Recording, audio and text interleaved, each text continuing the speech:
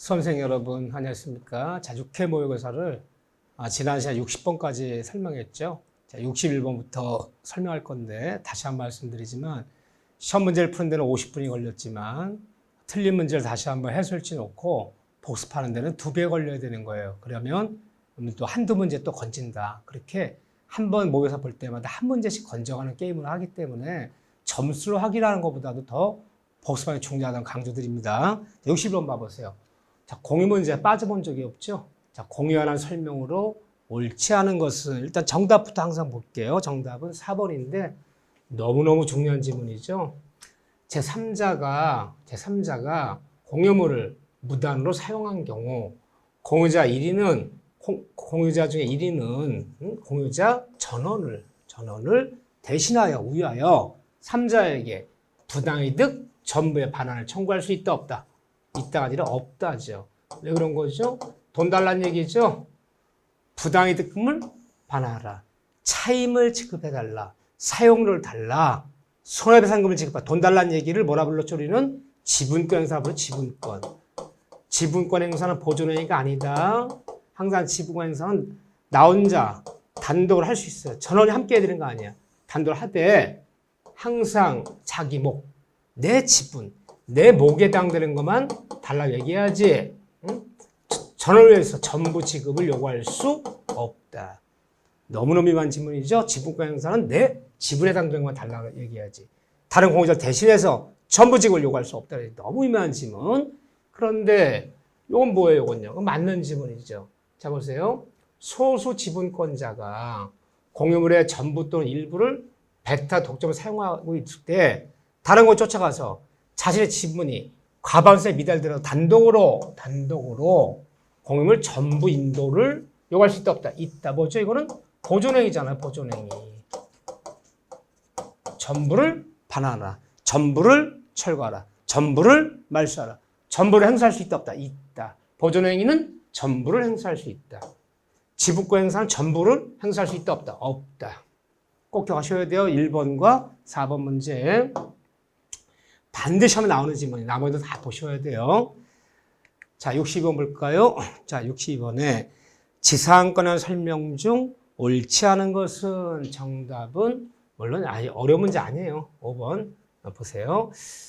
그 지사항권자가 1년 이상의 치료를 지급하지 아니한 때는 설정자는 소멸을 청구할 수 있다 없다. 없다래야죠. 몇 년? 2년 체납일 때.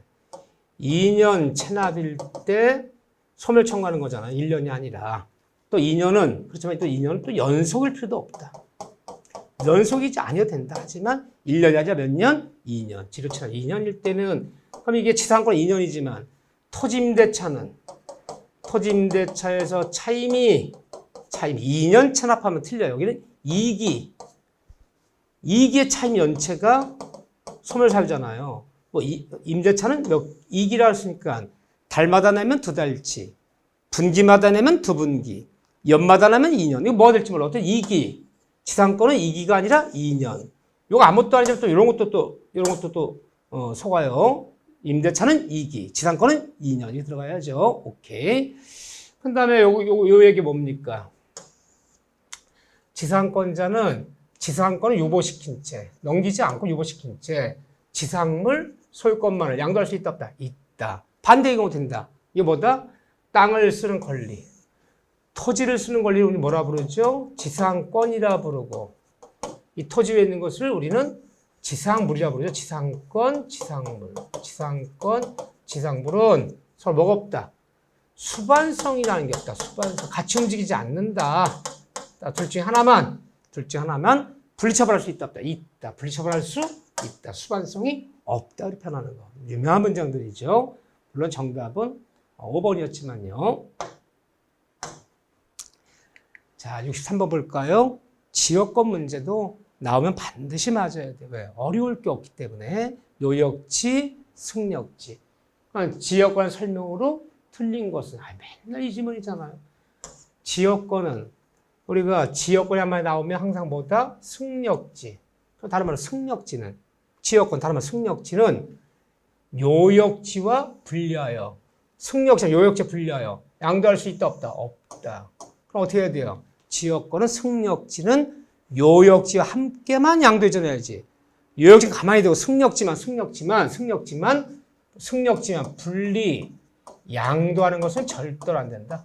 뭐라 부르는 거죠? 지역권의 부종성. 지역권의 부종성은 강행규정, 특이하게 배제할 수도 없어요. 승력지, 요역지 함께만 양도해줘야지.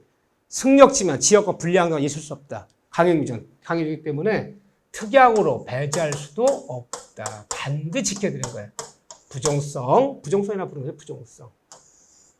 자, 그런 다음에 나머지야 뭐 한번 읽어보면 되는데 4번 지문도 참 자주 나오죠. 이 5번은 자주 나오는 지문은 아니에요. 법조문이 있지만 거의 뭐 실제 시험은 나와본 적 없는 지문이에요. 그렇지만 이런 것들은 너무너무 잘 나오잖아요. 공유자 중에 1인이 지역권을 취득하면 다른 공유자도 함께 취득한다. 1인만 취득하면 전원이 다 취득한다. 지역권의 불가분성. 취득은 없었던 지역권, 없었던 승력 취득은 전원이 취득하지 않아도 1인만 취득하면 전원이 다 취득한다. 지역권의 불가분성. 소멸은요. 요역지가 공유지일 때 있었던 승력지 지역권 소멸은 전원이 담글 때만 소멸하지 1인만 그럼 소멸시킬 수 없다. 취득은 1인, 소멸은 전원. 지역권의 불가분성. 뭐 너무너무 이 지문이야 뭐 너무너무 유명한 지문들이니까 익혀주셔야겠죠. 이렇게 봐주시고 전세권이요. 전세권에 관한 설명으로 옳지 않은 것은 잘 봐보세요.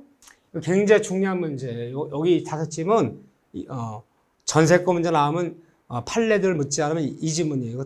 다 지문 익혀줘요. 특별히 제가 강조하는 거예요. 별별 치시고 다 익혀주셔야 돼요.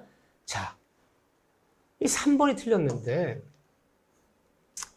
이 전세권의 존속기한이 시작되기 전에 아직 계약이 시작되기 전에 먼저 전세권 등기를 냈어요. 됐다면 그럼 전세권은 성립된 거 안 된 거야? 된 거예요. 그럼 바꿔 얘기해 볼게요. 전세 계약 기간이 시작돼서 내가 전세 목적을 사용해요. 지금 쓰고 있어. 2달 전부터 쓰지만 등기소에 와서 전세권 등기 내지 않았다면 전 성립하지 않는 거잖아요. 그러면 전세권은 등기가 성립 요건이지. 그 목적물을 좀 인도받아 사용하냐 안 하냐 논할 필요 없는 거예요. 등기 났다면 사용하지 않아 성립한 거고 사용하더라도 등기 안 냈다면 성립하지 않는 거고 이 등기가 전세권의 성립 요건 이게 성립 요건이지 어떤 전세 목적물을 지금 전세권자가 인도받아 쓰고 있느냐 사용하고 있느냐 이건 논할 필요 없는 거예요. 이게 요건이 아니에요. 등기 났느냐 안 났느냐 등기 나면 성립 등기 안 나면 사용해도 미등 전세는 성립이 안 되는 거잖아요.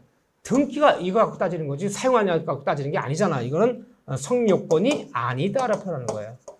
너무너무 중요한 문장이에요.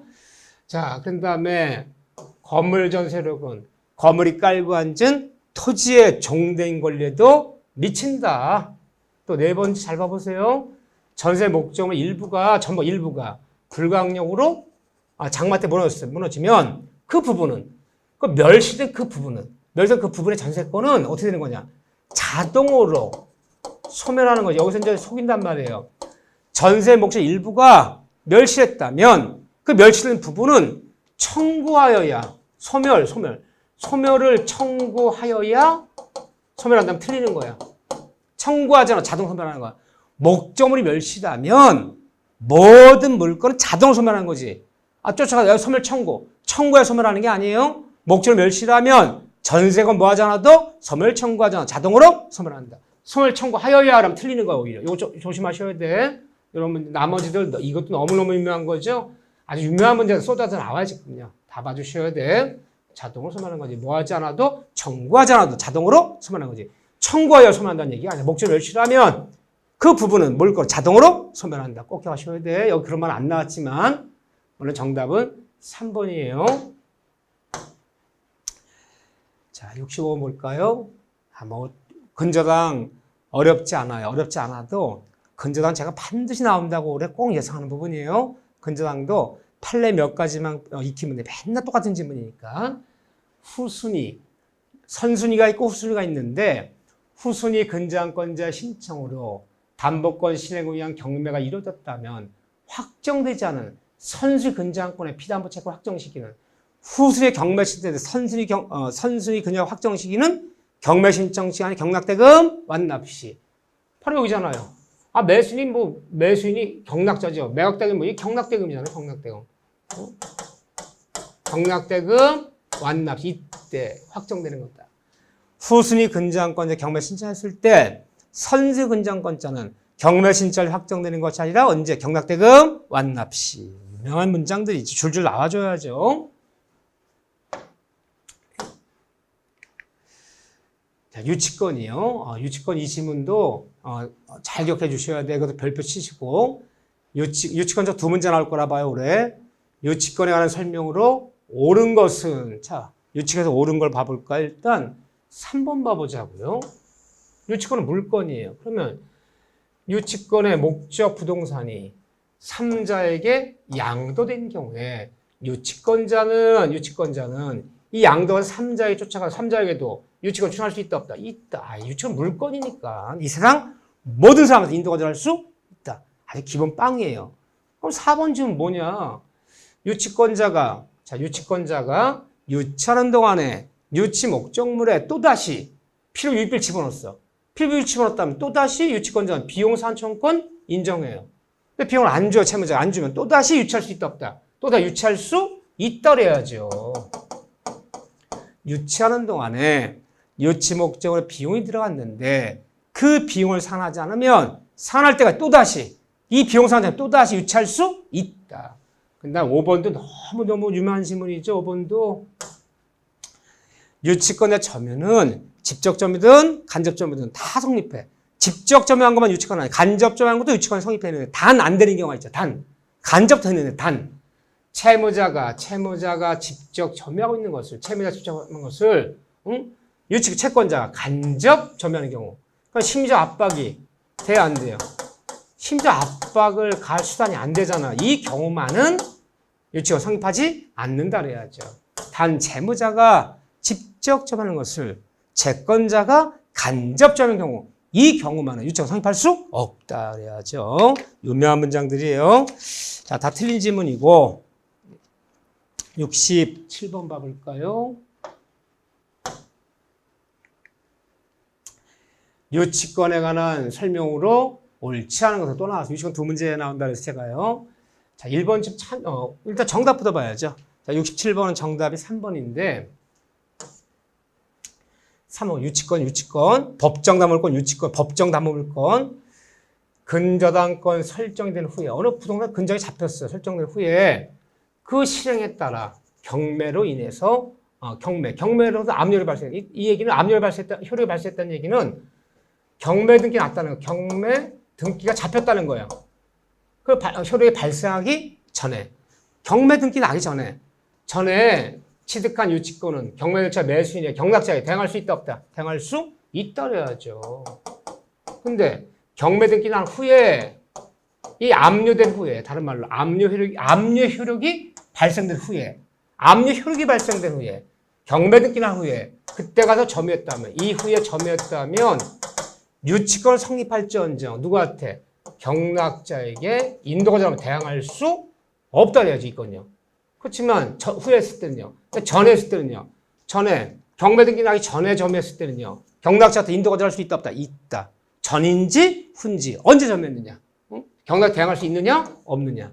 응? 여기는 있다 그래야죠. 자, 나머지 문들 봐주셔야 돼요. 여러분 스스로 봐주셔야 돼. 네, 특히 뭐 1번 지문 같은 것도 유명한 지문이죠. 유치권 행사는 피담책 소멸시에 영향 미치지 않는다. 유치권 행사하는 것이 받을 돈 피담책 소멸 진행에 영향 미치지 않기 때문에 유치권 행사했다고 해서 수선비 공사비 채권이 소멸시효가 중단되는 거 아니다. 영향 미치지 않는다라고 표현한다는 거. 이 지문도 너무너무 유명한 지문이에요. 이런 지문들 잘 봐주셔야 돼. 이런 지문들 영향 미치지 않는다. 피담보증 소멸시에 걸린다. 돈 달라는 얘기 해야 되는 것이다. 자, 봐주시고 근저당에 관한 설명으로 틀린 것을 다 보셔야 돼. 이것도 주옥 같은 문장이 아까 근저당 문제 간단한 문제고요. 이 중에 나온다. 이 중에 그렇죠. 자, 근저당에 관한 설명으로 틀린 것은 정답 일단 5번인데 뭐 판례들이니까 뭐 어떤 논리를 뭐 설명하고 뭐 이론 끼는 게 아니라 그 판례들을 자꾸 유명한 판례들을 익혀야겠죠. 이제 와서는 근저당권자가 피담보 채무의 불이행을 이유로 경매를 신청했어요. 이 경매 신청한 날 뭐가 되는 거예요? 이제 확정되는 거죠. 액수가 확정되었어요. 확정되어 경매 신청 받아주니까 경매 신청 시에 확정돼. 확정돼 경매를 받아준다. 다 좋아요. 확정하여 경매 승인돼. 다시 경매처는 취하됐어. 경을 취하했어. 취하했다가 이 다음에 다시 인전, 다시 언젠가 재경매를 다시 신청하면 맨 처음에 최초의 경매 신청 확정된 이 금액은 바꿀 수 있다 못 바꾼다? 못 바꾼다.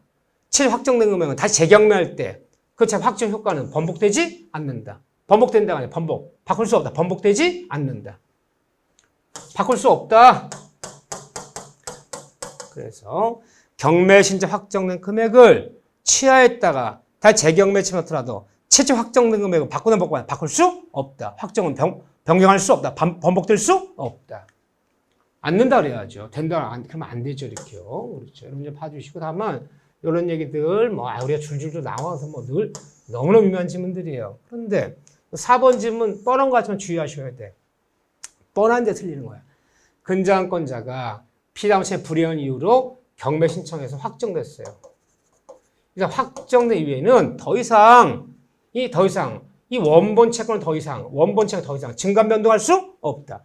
또 원본 채권 증감 변동 더 이상 담보되지 않는다. 이거는 증감 변동하도 더 이상 담보되지 않아요. 이제 또 확정돼야 돼요. 하지만 확정된 이후에도 원금 채권은 더 이상 증감 변동하면 안 돼요. 하지만 확정된 이후에도 이자 채권은 계속 증감한다 안 한다. 늘어나는 거예요. 이자는. 늦게 경락되면 경락수 이자가 점점 더 붙는 거예요. 원금 채권이 증감 변동 안 된다는 거지. 확정된 이자는 계속 발생한다.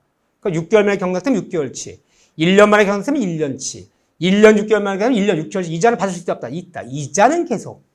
원본 채권이 더 이상 증감 변동이 안 된다는 건 이자 채권은 계속 발생한다. 이렇게 나오면 이건 다른 거예요. 이거 주의하셔야 돼. 네. 자, 이렇게 봐주시고 물론 정답은 5번이었어요. 자, 계약의 종료된 설명으로 틀린 것은 그렇죠. 이게 어려워 나는요. 모든 유상계약은 쌍무다. 틀렸어요. 자, 요거 하나만 설명드리게 나머지 분들 볼만하니까. 계약을 분류할 때 헷갈려요. 대가를 받으면 이에 상응하는 대가를 요구하면 유상. 남에게 뭘 넘겨주면서 출연하면서 이에 상응하는 아무런 대가를 요구하지 않으면 무상. 기억나시나요? 네, 무상계약은 모두 편무계약이다. 무상이면 쌍무는 없어요. 그런데 계약이 시작된 후에 쌍방이 서로 의무를 지는 모든 쌍무예요. 모든 쌍무 계약은 다 뭐예요? 유상이에요, 유상. 쌍무면 무상은 없어요. 하지만 유상 계약에는 또 뭐도 있을 수 있다? 편무도 있을 수 있다. 그래서 맨날 쌍무 계약은 쌍무는 곧 유상이다. 맞아요. 네. 쌍무 계약이면 편무는 무상은 없으니까. 그런데 유상계약은 곧 쌍무이다.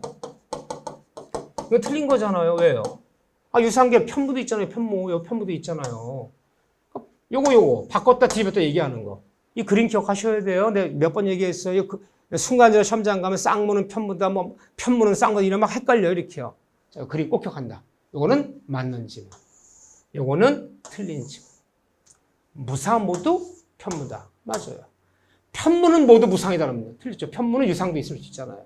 엎었다 뒤집었다 얘기하는 거. 이거 다시 한번 연습하셔야 돼요. 그래서 반대로 얘기하면 유상계약에는 편무도 있을 수 있잖아요. 편무도.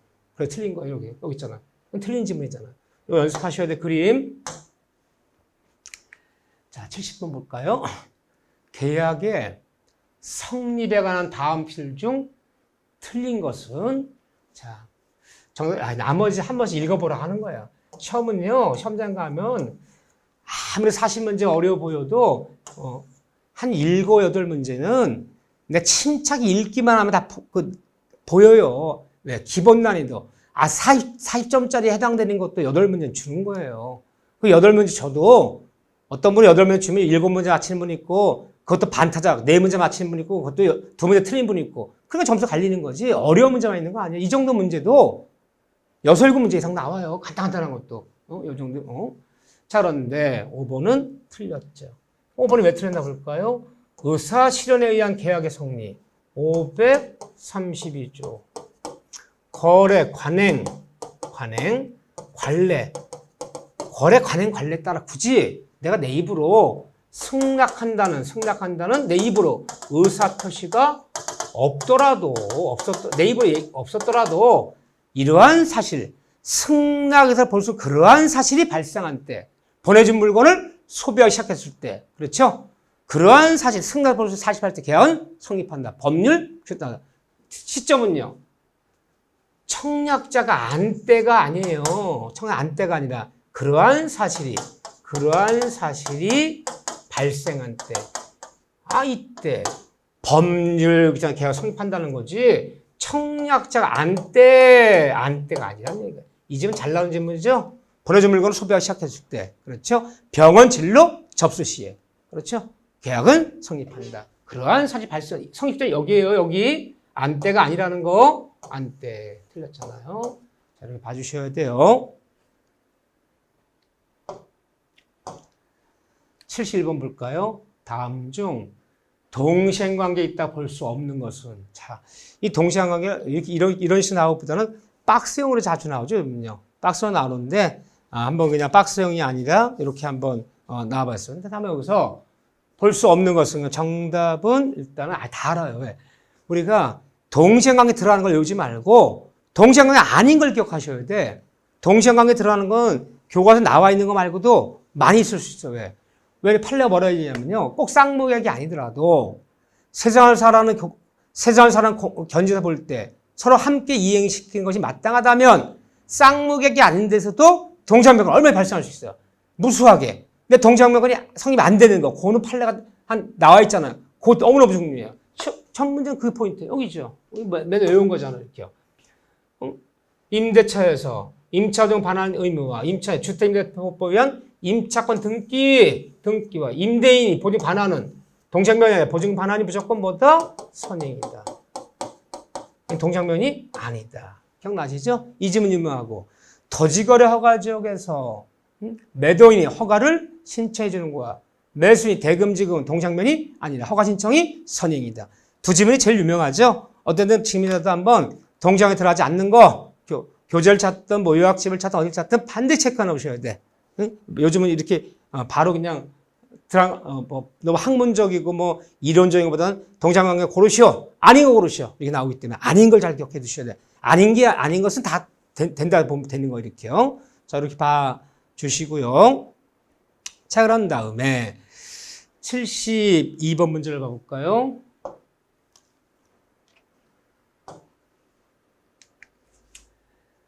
주택의 매도인 갑이 잔금을 받기 전에 매수인에게 미리 이전 잔금도 틀기 전에 등기 먼저 넘겨줬어. 이전 등기를 먼저 넘겨주고요. 또 인도도 해줬어. 등기 넘겨주고 다 명도 해줬어요. 그 다음에 한 달 뒤에 잔금 치러라. 이렇게 해줬어. 이렇게. 특이하게 있으면 해도 되는 거죠. 그럼 이미 매수할 때 주택도 인도 넘어갔고 등기도 넘어갔어요. 근데 그 옆집에 하지 않아서 우리 연소되었다. 그러면 이게 우연부담에 이전이라고 부르는 거야. 이전 시기. 그럼 우연이 언제 남하는 거냐? 부동산에서 이 매수인에게 매매한 부동산을 매수인에게 인도 목적 명도죠. 명도. 인도 이때도 넘어가. 인도 해도 넘어가고 또는 등기 소유권 등기를 먼저 해줬어. 소유권 이전 등기. 이 소유권 이전 등기를 해줬어요. 등기를 먼저 해줘도 넘어가고 둘 중에 아무거나 하나 갖추면 넘어간 거예요. 우연히 넘어간 거예요. 우연히 넘어가기 때문에 모든 손해 누가 감사해라? 다 매수인이 감사라는 거예요. 우연히 이전됐다 그러는 거예요. 다 옳은 것은 우연히 이전됐기 때문에 옆집에서 이렇게 불이 났어요. 이게 다 잔금도 안 받고 등기 넘겨주고 인도해줬는데 잔금은 아직 안 받았는데 그럼 위험 넘어간 거야. 네, 이때 넘어가는 거예요. 위험 이전 시기는 인도시, 등기시에. 그럼 이 경우는 이 매도인 갑은 매수인에게 잔금 지급을 요구할 수 있다 없다? 있다. 위험 넘어갔기 때문에 인저는 목전 며칠더라도 대금 지급을 요구할 수 있다 없다? 있다. 위험이 넘어갔다는 것은 모든 손실은 다 채권자, 매수인이 지나는 거. 위험이 이전 시기죠. 넘어갔어요. 그러니까 목전이 없었더라도 잔금 지급 요구할 수 있다. 맞는 지문이에요. 이 지문은. 반대잖아요. 이거는 말이 안 되는 거고요. 이때 이 매수인이 잘 봐보세요. 그래서 잔금도 치르기 전에 먼저 등기 내주고 인도해줬는데 옆집 불이 나는 바람에 옮겨 붙어서 매도인 잘못도 아니에요. 천재지변이라도 이런 일이 생겨. 삼자 가실로. 그러면 이거 왜 틀렸나 보세요. 매수인이 매도인 갑이 쫓아 다른 주택의 소유권 이전을 요청할 수 있다. 이게 안 되는 거예요. 이게 특정을 매매. 이 우연부담은 이 특정을 매매해서만 이게 문제되는 거지. 불특정물 매매에서는 우연부담 말이 없는 거예요. 특정을 매매가 뭐냐면요. 그 물건이 없으면 그만이지. 다른 걸 대신 줄 수 없는 거. 이 건물 안 되니까 저 건물 대신 주겠다. 이 땅 안 되니까 저 땅 대신 준다. 부동산 못 바꿔주잖아요. 동사 같으면요. 같은 모델. 이 냉장고 안 되면 같은 모델 냉장고 넘겨주겠다. 동사는 이게 가능해. 그러니까 다른 걸 대신 줄 수 있는 매매를 불특정 매매라 불러요. 거기 우연부담 말이 없고 특정을 매매해서 다른 걸 대신 줄 수 없는 매매에서 문제되는 거예요. 이거 말이 안 되는 거지. 물론 우리 상식적으로 말이 안 되는 건 알지만 이렇게요. 정답은 우연의 이전 시기가 이게 넘어가고 이게 넘어가는 거구나. 모든 건 다 매수인 이제 손실을 봐야 되는 거예요. 봐야죠. 자, 73번 볼까요? 삼자란 계약이야. 삼자란 계약. 요약자, 낙약자, 수익자. 이제 삼자란 계약도 자꾸 풀어보면 이제 맨날 똑같은 질문이에요. 하도 많이 풀어. 그래야 되는 거. 그래야지 맞추는 거예요. 자, 일단 이거 틀리면 말이 안 되잖아요. 삼자란 계약에서 수익의 의사표시는 삼자란 계약의 성립요건이다. 성립요건이 아니라 뭐죠? 권리 취득요건이다 그래야죠. 성립은 요약자, 낙약자, 계약 맺은 날 성립한 거지. 수익액 표시한 날, 보험계약에 수익액 표시한 날, 운송계약 맺어진 거 아니잖아요. 수익에서 표시는 삼자란 계약의 권리, 발생 요건이 무슨 요건이 아니다? 성립 요건이 아니다. 맨날 속이는 게 이거 속이는 거잖아요. 틀렸죠? 네.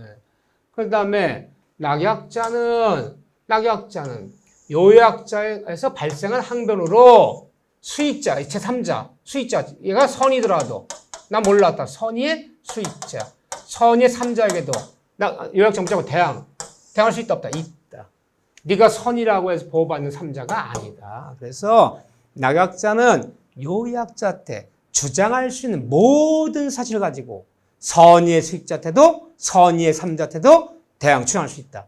우리가 배웠던 비진이, 통정, 차후 사기강에 말하는 보호받는 선의 3자 해당되는 3자가 아니다. 너 선이라 보호받는 거 아니다. 선의 수익자한테도 무조건 대항할 수 있다. 너무너무 유명한 문장이죠. 자, 나머지 문을 봐주시고 한 번씩 읽어주는 게 복습이에요. 봐주시고 계약의 해제에 관한 설명으로 틀린 거 계약 해제. 해제 문제도 빠져본 적이 없죠. 자, 틀린 것부터 볼게요. 찾아내야지 이 정도는요. 3번에 채무자, 항상 우리가 계약법 문제 볼 채무자 그러면 매도인, 그리고 항상 상상은 토지 건물 매매, 건물 같은 거 매매, 매도인, 채권자는 매수인. 매도인의 책임 있는 사유로 지 잘못으로 채무 이행을 불능을 만들었어요. 매도인 잘못으로 매매한 건물을 불을 냈어요. 이행할 수 만들었어요. 그런 경우에 이걸 우려보려 이행 불능 만들었어. 이행 불능이 된 경우에 채권자는 그 건물의 매수인은 상당한 건 채고한 후에 임했죠. 이행 불능 뭐 없이 채고 없이 즉시로 할 수 있다. 즉시로 해제할 수 있다. 채고한 후에 틀렸네요. 오케이. 4번 질문 같은 것도 유명해요. 법정 해제권, 약정 해제권은 두 가지는 동시에 병존하는 거예요. 둘 다 있을 수 있어요. 그렇죠? 약정 해제권이 있다 해서 법정 해제 없다는 얘기 아니에요. 약정 법정에 동시에 두 가지가 동시에 존재할 수 있다. 좋은 질문이에요. 오케이, 좀 봐주시고. 75번 볼까요? 상가 임대차법관 설명으로 틀린 것은 이거 잘 보셔야 돼. 별거 아니지만 4번 봐보세요. 상가 전대가 일어나서 전대. 그러니까 전대인과 전차인의 전대관계. 물론죠. 여기는 상가 임대인의 동의가 있어야죠. 이건 전제가 까는 거야. 동의가 없었던 무단 전대는 뭐 아무것도 없는 거니까. 동의받은 전차인의 상가 전대차예요. 이 전차인도 권리금에 관한 규정을 적용한다. 권리금 소득이 있다. 틀렸어요. 동의받은 상가 전차인이요. 기억하세요. 전차인은 갱신청권은 인정돼요.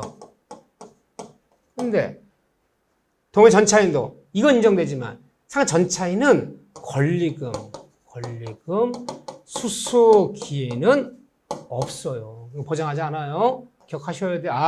상가 전차인도 남은 잔여기간 내에서 상가 임차인을 대의하여 갱청권은 인정한다. 하지만 전차인들은 뭔 없다. 권리금 수수기회는 없다는 거. 꼭 기억하셔야 돼. 이 하나가 중요한 것입니다. 나머지 한 번씩 읽어보면 봐도 되고요. 논점은 아니니까. 자, 76번에 보면 다음 중 가등기 담보에 대한 법률이다. 가담법. 왜 적용? 이거 굉장히 중요한 문제예요. 제가 그래요. 청산 절차는 하면 어려워요. 실행 통지, 청산기간 2개월, 청산금 지급, 청산에서 어떻게 할 것이냐, 실행 통지 누가 할 때 할 것이냐, 뭐 청산에 관련된 그 절차물은 어렵지만 누가 이걸 적용받을 것이냐. 적용 50대 50이에요. 이걸 하는 확률이 커요. 이번 폭리를 방지한 법이에요. 폭리. 따라서 예약 당시 돈 빌리는 날 목적물 가격이 빌려준 돈과 원리금 플러스 갚을 돈을 초과할 때 이 법이 적용되지만 목적 가격이 미달될 때 이 법이 적용이 없다. 그러면 1번 봐보세요. 1억 원을 빌리면서 차용하면서 2억 원짜리 부동산에 예약금 맺고 가등기합을 잡아줬어. 그러면 1억 못 갚는다고 해서 2억짜리 부동산 그냥 가지면 되겠어? 안 됐어? 안 돼. 지금 폭리가 되죠. 1억 더 먹는 거잖아. 따라서 이 법이 적용했다. 이 법 적용했기 때문에 청산 절차를 거쳐서 청산 지급하잖아. 이 법 적용이 있는 거거든요. 이거 폭리가 되니까. 초과니까 이게. 초과할 때는. 그냥 못 먹어요. 이거. 그냥 못 가져요. 그런데 여기 보면 매매대금이요. 매매대금. 안 돼요. 이 법은 팔렸다가 소비대책이야. 왜 하나 한다? 돈을 쌀을 빌려준 채가 잡아야지. 매매대금 못 받은 거, 외상대금 못 받은 거, 공사비 못 받은 거, 손해배상 못 받은 거 잡지 마라. 잡아봤자 손치도 못 한다. 빌려준 채권만 잡아라. 매매대금 채권이 안 되는 거예요. 고려청자 양도안보. 이 고려청자는 등록이 안 되는 동산이잖아요. 이런 양도안보는 관습법이에요. 관습법에 따라서 이루어지는 관습법이에요. 이건. 자동차 중장비 양도안보는 등기등록부 있잖아요. 그럼 이 법에 적용이 있어. 동산도 등기 등록된 동산 이 법에 적용. 등기 등록이 안 되는 뭐 명품 시계 고려창자가 아무리 비싸지만 등록원부 없잖아요. 걔들은 관습법. 이들 하는 거예요. 자, 여기 보면요. 이건 뭐 미달되니까 3억 원을 차용하면서 이미 2억 원의 저당이 잡혀 있어. 그럼 잔존가치가 얼마? 잔존가치가 1억 원밖에 안 남았잖아요. 그러면 3억 원 빌려주면서 1억짜리에 가등기담보 잡았어. 그럼 얘가 미달의 초과. 미달되잖아. 그냥 가지면 돼. 이거는 가져도 2억 따라오잖아요. 빼야지. 잔존가치 이것밖에 안 되잖아. 그럼 미달되잖아. 목적. 그럼 그냥 가지면 돼. 그냥 번득이 하면 되는 거잖아요. 이거 적용 없잖아요. 이거 따질 줄 알아야 돼요. 간단하지만 굉장히 중요한 거예요. 봐주시고. 자, 70번 집합건물에서 뭐 처음 듣는 얘기 나올 수 있어요. 그렇지만 우리가 항상 보면 딱 중요한 파트가 있단 말이에요. 재건축 절차는 특별 정도수요. 어떻게 되죠? 구분 소유자 및 의결권 각각 얼마? 5분의 4. 우리 집합법은 3분의 2는 없어요. 아니, 공법에 있을 수 있어요. 민법에 3분의 2는 없어요. 5분의 4의 찬성. 더군다나 이 5분의 4도 어떻게?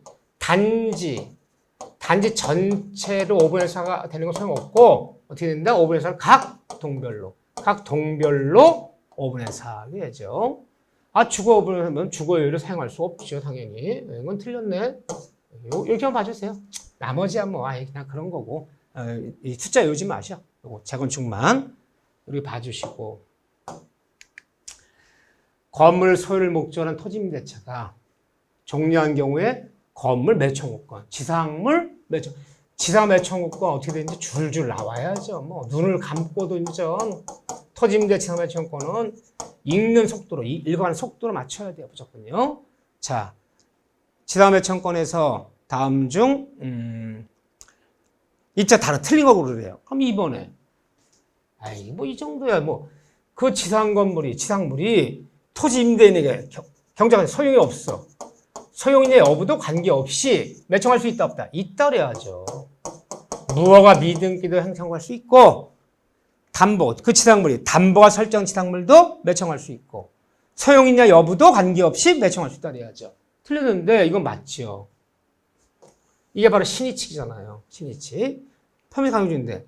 자, 토지임대차 계약이 종료되기 전에 임차인이 그 토지 임차인이 건물 기타 지상실 일체를 포기할 약정. 이건 원래 무효예요. 원래는요.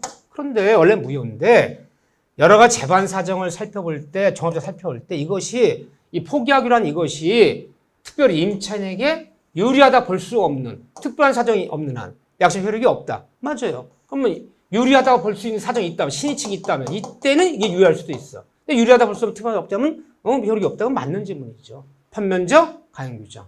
자, 이 정도 봐주시고.